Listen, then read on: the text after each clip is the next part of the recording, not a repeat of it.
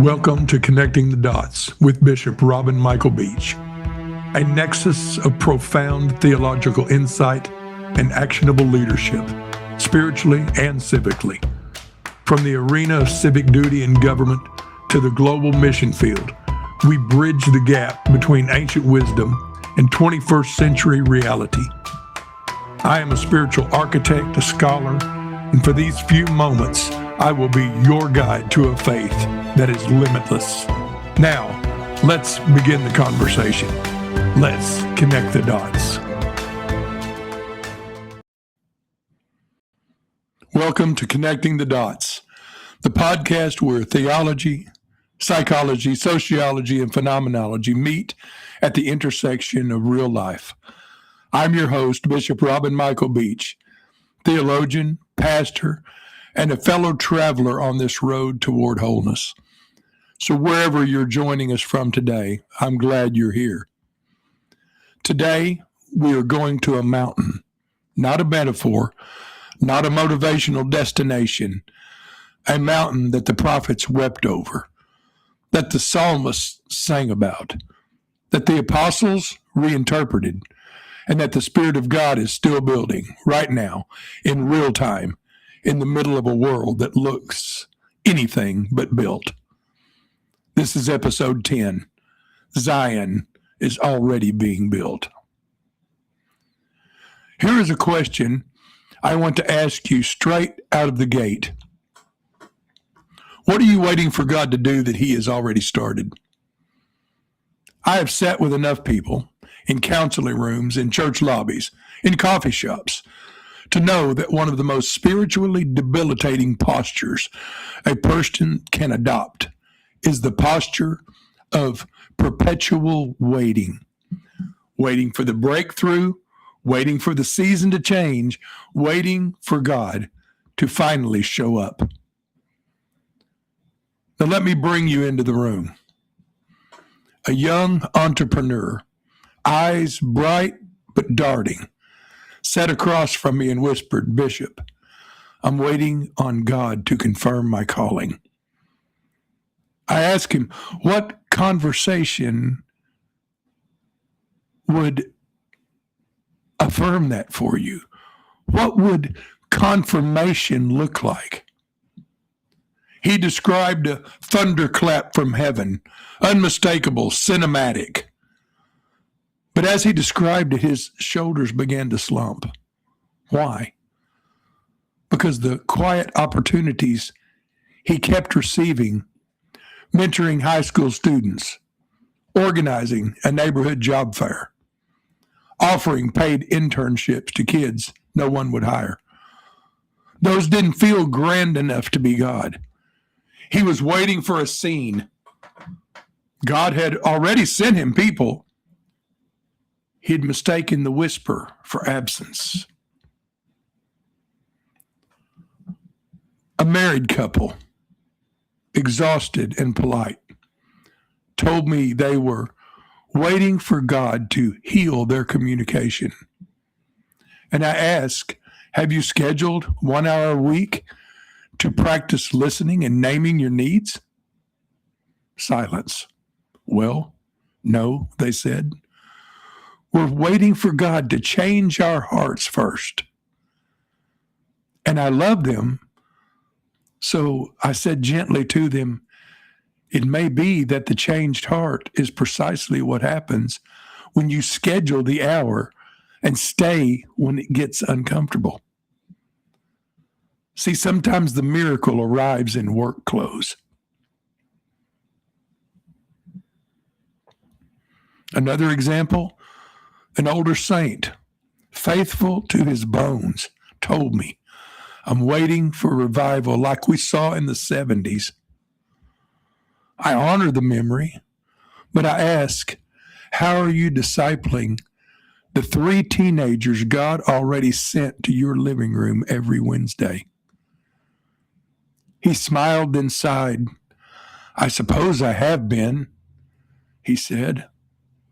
Exactly. See, revival isn't a brand. It's 3 kids with open Bibles and your steady presence. Zion looks like that. Terribly ordinary and outrageously holy at the same time. And I want to say this as gently and as firmly as I know how. Sometimes what looks like faithful waiting is actually a failure to perceive, a failure to see what God has already set in motion, a failure to recognize that the building has already begun and you have been invited not to watch the construction from a distance, but to pick up a stone and lay it. Perpetual waiting, theologically, becomes a kind of pious paralysis. It baptizes avoidance. It sanctifies spiritual acedia, that ancient word for listless delay, by dressing it up as patience. There is a patience that is holy, the patience that abides, that trusts, that endures. And there is a patience that masks unbelief. The patience that says, I will move when God makes it possible. I will move when God makes it impossible not to. While ignoring that God has already said, follow me, and has already placed that neighbor on your street and a need even possibly at your doorstep.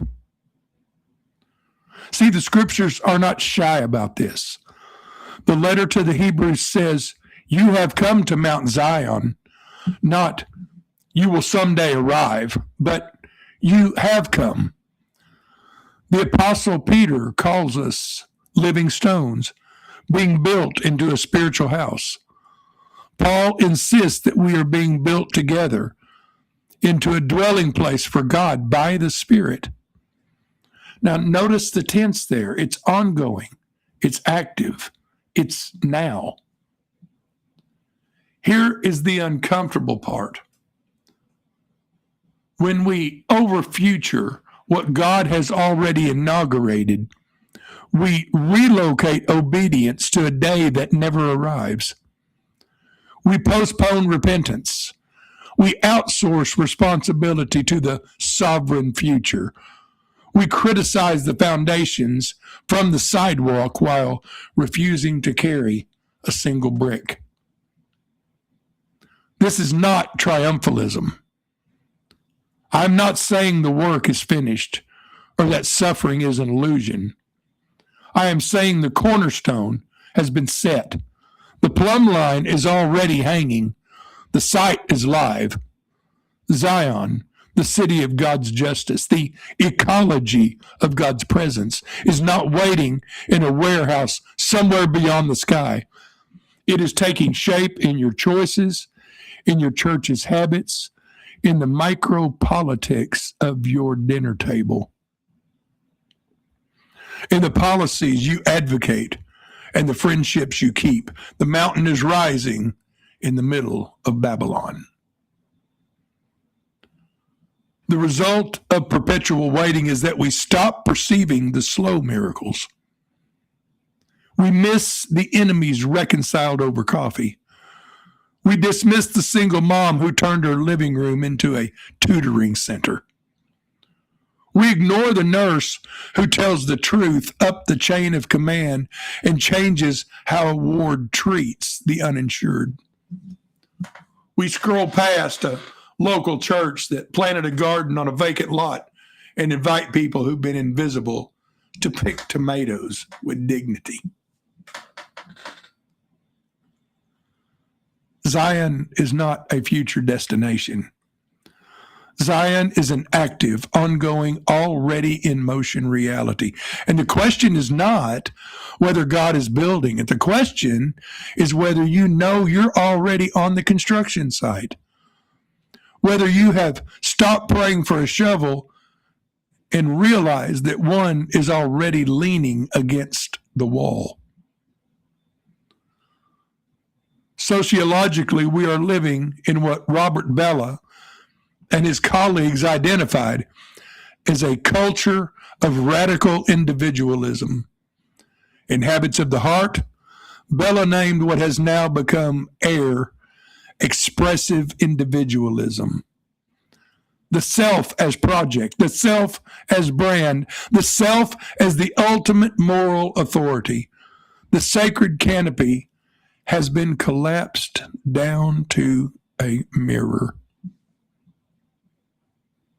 In such a world, communities become optional accessories to the curated self. Covenants are replaced with contracts, and contracts are replaced with vibes. The life script is simple.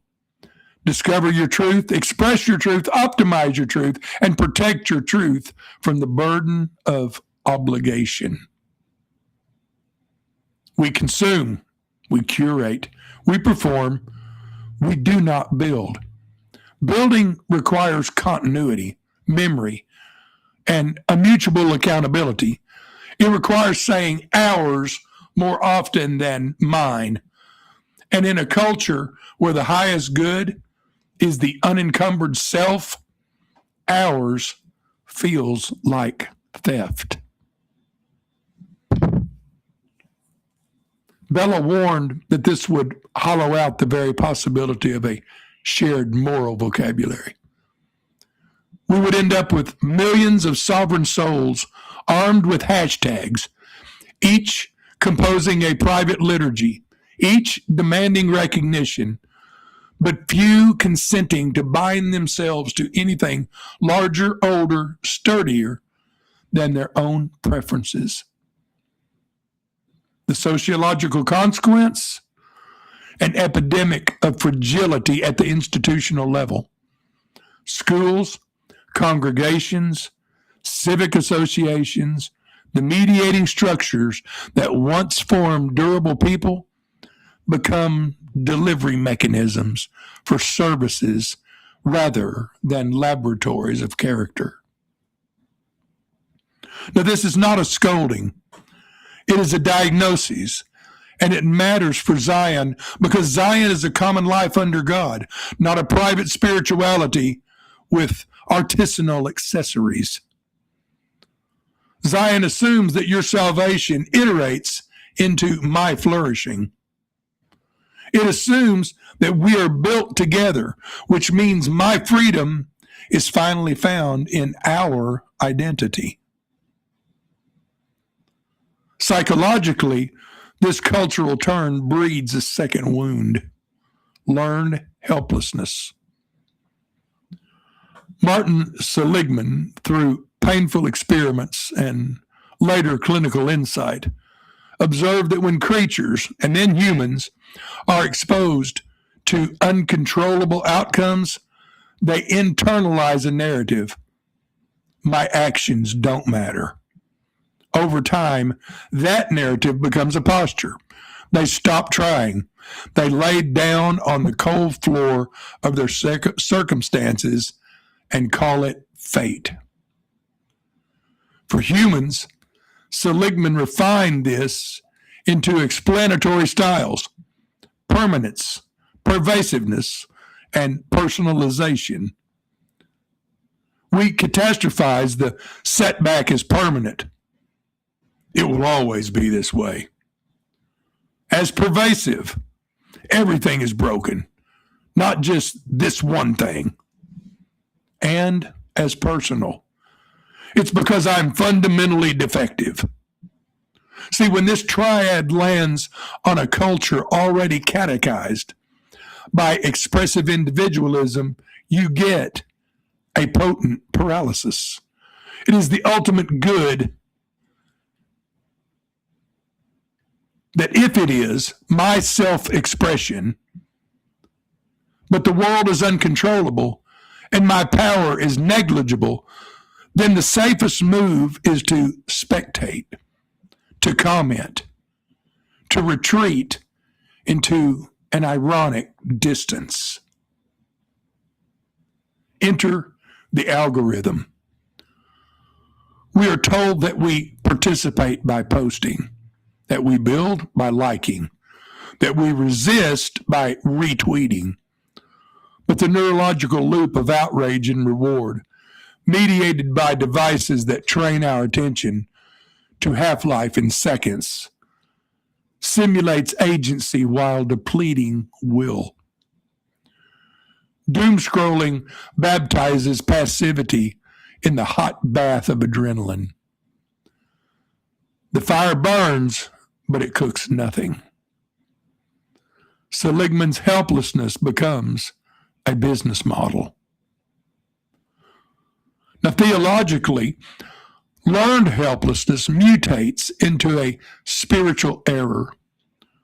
We confuse God's sovereignty with divine determinism and our responsibility with divine nuisance. We make an idol of timing. We trade obedience today for a fantasy of perfect conditions tomorrow. We recite, God is in control, and then we use that true sentence to justify the one thing it never meant to authorize: our disengagement. Phenomenologically, this collapses into passivity that produces a deep sense of displacement. The philosophers call it unheimlich, the not-at-homeness of modern life. Martin Auger calls our spaces non-places, airports, highways, big box stores, where the only rituals are transactions and the only liturgy is the receipt. We traverse corridors designed for throughput, not belonging. We live in houses that never become homes because the people inside are elsewhere. Curated on screens, optimized in feeds, haunted by the suspicion that they are missing the life they are broadcasting. See, displacement is more than geography. It's temporal and it's moral. We feel out of time, nostalgic for a golden age that never truly existed, anxious about a future that arrives too quickly to be held. We feel out of joint, dislocated from the neighbor next door, yet intimately acquainted with a stranger's breakfast across the planet. The phenomenology of displacement says you are here, but you do not belong. You can see everything, but touch nothing. You are responsible for the world, but powerless to change your own block.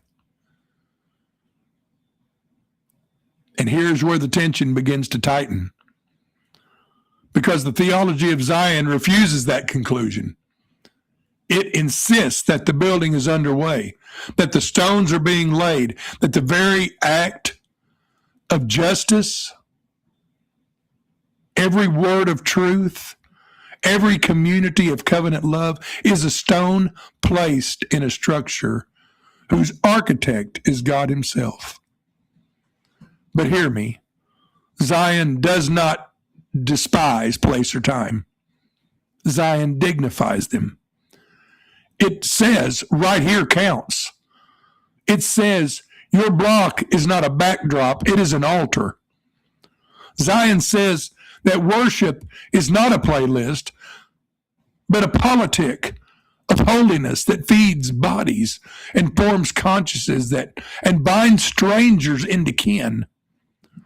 The phenomenology of Zion is the felt sense that your living room has become a small embassy of the kingdom, that the coffee after the service is sacramental because it cements a promise to carry each other through the week, that the PTA meeting, the budget hearing, the prison Bible study are not detours from spirituality, but its very work site.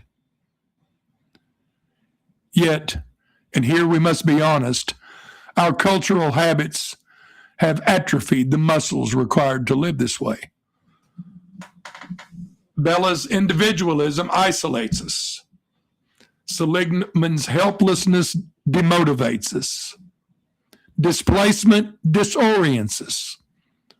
So when we hear Zion is already being built, we nod, we may even shout amen, but our bodies literally don't know what to do next. The hands that should lift stones reach for phones. The feet that should walk toward a neighbor pace the same anxious square of carpet.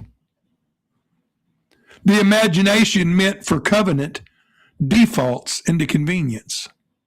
Now, I'm not condemning you. I'm naming the water we're swimming in so you can feel it on your skin. Because until we feel it, we cannot resist it. And until we resist it, we will mistake everything God is already doing for a rumor about a future He has no intention of delaying. Let me make this plain.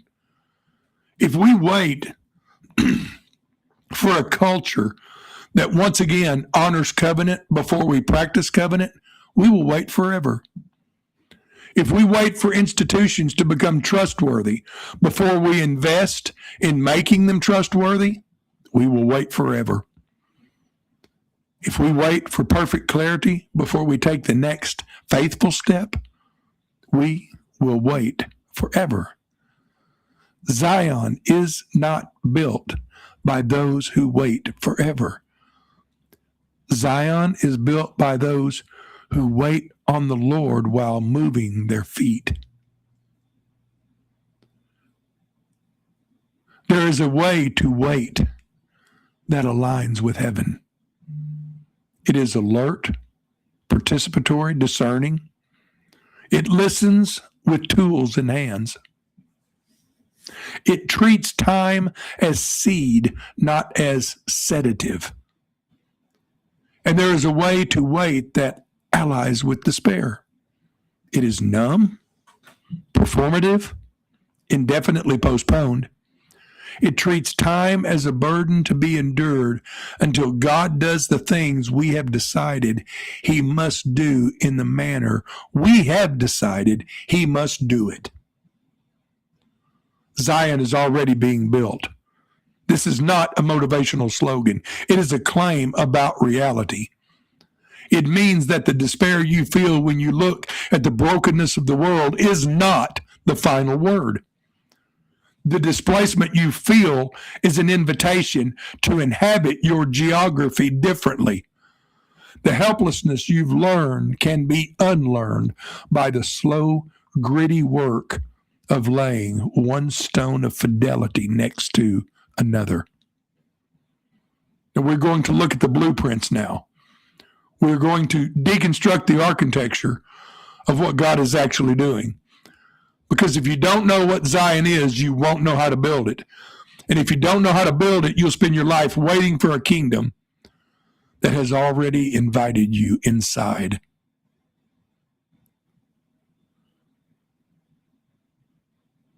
So let's talk about the three dimensions of Zion.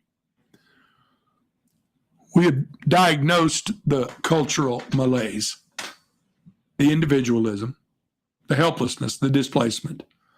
Now, it's imperative that we turn to the remedy. And the remedy is not a new political strategy or a better self-help program. The remedy is an ancient, enduring architecture. We must deconstruct the theology of what God is building. To do that, we need to examine three dimensions of this divine construction project.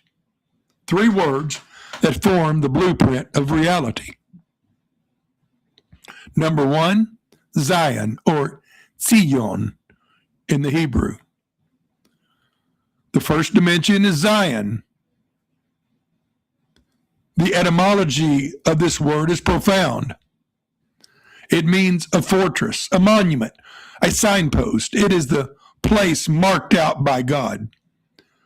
If you trace the trajectory of Zion through the Hebrew Bible, where it appears over 150 times, you see a remarkable evolution. It begins as a geographic designation. In 2 Samuel 5, it is the Jebusite fortress that David captures and renames the city of David. It's a literal piece of real estate in the ancient Near East. But Scripture never leaves Zion merely as geography. It expands it into one of the most theologically loaded symbols in the entire biblical narrative. Zion becomes the dwelling place of God. It becomes the seat of his governance, the epicenter of his righteous rule. It becomes the gathering point of his people, the place where the scattered tribes are drawn together in unity. And in Isaiah chapter 2, verse 3, it declares it is the source from which his word goes forth. For out of Zion shall go forth the law, and the word of the Lord from Jerusalem. Zion is the locus of divine action. It is where heaven intersects earth. But here is the theological fulcrum upon which everything turns. In the New Testament, Zion undergoes a radical eschatological shift. The writer of Hebrews, addressing a community that is battered, persecuted, and tempted to abandon the faith, makes a stunning, grammatically explosive declaration. In Hebrews 12:22, the writer says this, "But you have come to Mount Zion." Now listen to the tense. You have come. Perfect tense. Completed action with ongoing results. He does not say, if you hold on tightly enough, you will eventually arrive at Mount Zion when you die. He does not say, you are currently on a long, arduous journey toward Mount Zion. The writer says, you have arrived. You are already there.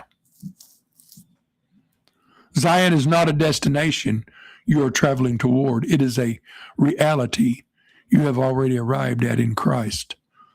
The fortress has been secured. The dwelling place of God is no longer confined to a geographic hilltop in the Middle East. It is established in the midst of the covenant community. You are standing on holy ground right now. This brings us to the second dimension, oikos. This is the Greek word for household, dwelling, family structure. In the Greco-Roman world, the oikos was the basic unit of society. It wasn't just a building where people slept. It was the center of economic production, social organization, and relational identity. The Apostle Peter takes this sociological reality and baptizes it with profound theological significance. In his first epistle, Peter reframes the people of God as a living oikos. He writes in 1 Peter chapter 2, verses 4 and 5, as you come to him, a living stone rejected by men, but in the sight of God chosen and precious, you yourselves, like living stones, are being built up as a spiritual house. Now notice the imagery. This is not a building made of inert material, marble, granite, brick. It is a structure composed of people, living stones. Each one of you with your unique contours, your jagged edges, your specific history is being shaped, placed, and mortared into position by the Spirit of God. The oikos of God is not a religious institution. It is not a corporation with a spiritual veneer. It is a relational architecture. It is a household where the marginalized find belonging, where the broken find repair, and where the purposes of God find embodied expression in human community. When you participate in the oikos, you are not joining a club. You are being integrated into the very structure through which God intends to govern the world. Now, the third dimension is shalom. We often translate this as peace, but that translation is woefully inadequate. In English, peace usually means the cessation of hostility. It means nobody is currently shooting at anybody else. But biblical shalom is infinitely more robust. The Hebrew root shalem carries the sense of a thing being whole, complete, undivided. Shalom means completeness, wholeness, nothing missing, nothing broken. It is the condition of Zion fully realized. The theologian Cornelius Plantinga offers what I believe is the most definitive definition of shalom. He writes that shalom is the webbing together of God, humans, and all creation in justice, fulfillment, and delight. Now let that sink in. The webbing together.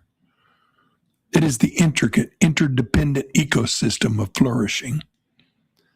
It is right relationship with the Creator, right relationship with one another, and right relationship with the created order itself. It is justice, things being as they ought to be. It is fulfillment, potential being realized, and it is delight, the sheer unadulterated joy of existence as God intended it. When Zion is being built, shalom is the blueprint. Every act of reconciliation between estranged spouses, every dismantling of systemic injustice in your city, every restoration of dignity to someone the culture has discarded, that is a square foot of shalom laid on the earth. You are executing the blueprint of the kingdom. These three terms form a theological architecture of their own. Zion is the place God has marked out and is actively constructing. Oikos is the relational structure through which that construction happens. Living stones fitted together in covenant. And shalom is the condition the building is designed to produce: wholeness, completeness, nothing missing, nothing broken. So the theological reality is established. The blueprint is clear. But theology that does not descend into sociology is merely philosophy. So the question demands an answer. What does it look like to participate in what God is already building? I want to give you three simple invitations today. And I use the word invitation intentionally. These are not obligations to weigh you down. They're not performance metrics to measure your spiritual worth. They are genuine invitations into the joy and labor of Zion. Invitation 1, recognize the construction site. See, the first invitation is perceptual. It is the invitation to see, to locate.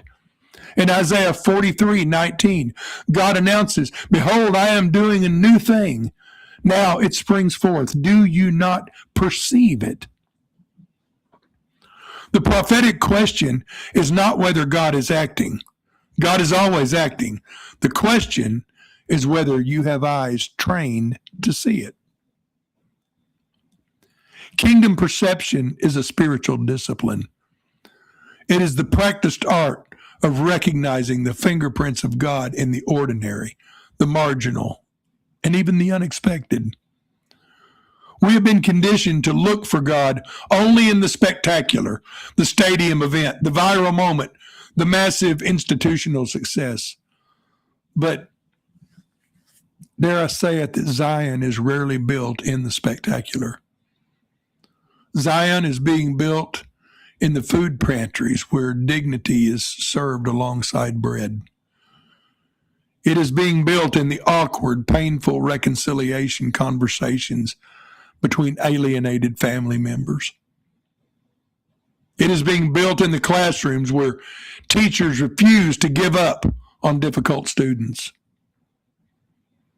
It is being built in the counseling rooms where trauma is slowly untangled. Do you see it? Or are you so fixated on the spectacular that you are missing the truly miraculous?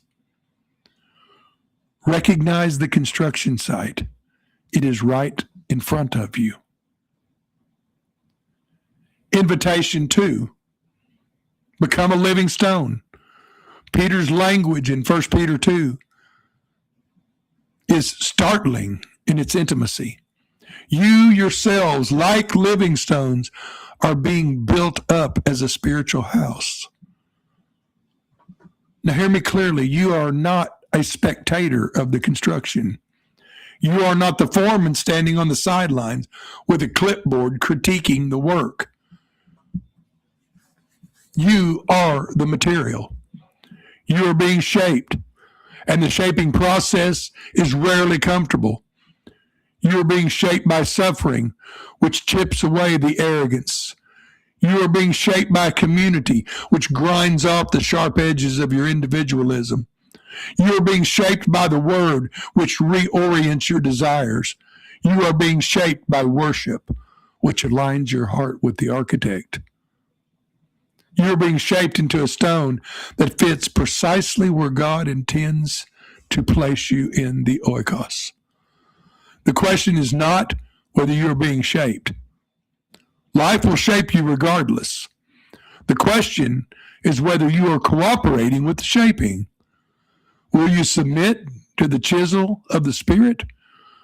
Or will you resist the very process designed to make you fit for Zion? And invitation 3, build for the long arc. In Jeremiah 29, we find the famous passage, "For I know the plans I have for you, declares the Lord, plans for welfare and not for evil, to give you a future and a hope." We love to put that verse on coffee mugs and graduation cards, but we forget the context. That promise is given to a people in exile, living under Babylonian captivity. And what does God tell them to do in the verses immediately preceding that promise? He tells them, build houses and live in them, plant gardens and eat their produce, take wives and have sons and daughters. Seek the shalom of the city where I've sent you into exile, and pray to the Lord on its behalf. For in its shalom you will find your shalom. God does not tell them to wait passively for rescue. He tells them to build. Not because the exile is permanent, but because the exile, or let's say it like this, but because the work of Zion in the exile does not pause for difficult seasons. See, we are prone to short-term thinking. We want the kingdom fully realized by next Tuesday. But the arc of the kingdom is long. It spans generations. And every generation is called to build faithfully within their portion of that arc. You are called to lay your stones, plant your gardens, and seek the shalom of your city, trusting that what you lay will be built upon by those who come after you. You are building a cathedral you may not see finished in your lifetime. Build for the long arc. Now, here's where I want to leave you today. Not as a theological lecture to be analyzed, but as a pastoral invitation to every listener who has ears to hear. Zion is not a rumor.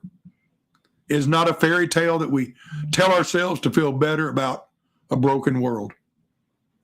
It is not a distant hope projected onto an uncertain future. Zion is active, ongoing, spirit-driven construction. And you have been placed on the construction site on purpose. You are not waiting for God to begin. He has already begun. The foundation is laid. The cornerstone is Christ. The walls are rising. The only question that matters is whether you will show up to the work he has already started. Will you offer yourself as a living stone, willing to be fitted and placed by the hand of the master builder? Stop waiting for perfect conditions. Stop waiting for the culture to applaud you. Stop waiting for the thunderclap from heaven. Seek the shalom of the place where you have been planted. Build houses, plant gardens, lay stones. Because the building that God is constructing will stand. When the empires of this world crumble, when the ideologies of this age fade into dust, Zion will remain. And every stone laid in faithfulness, every act of love, every pursuit of justice will be found in it.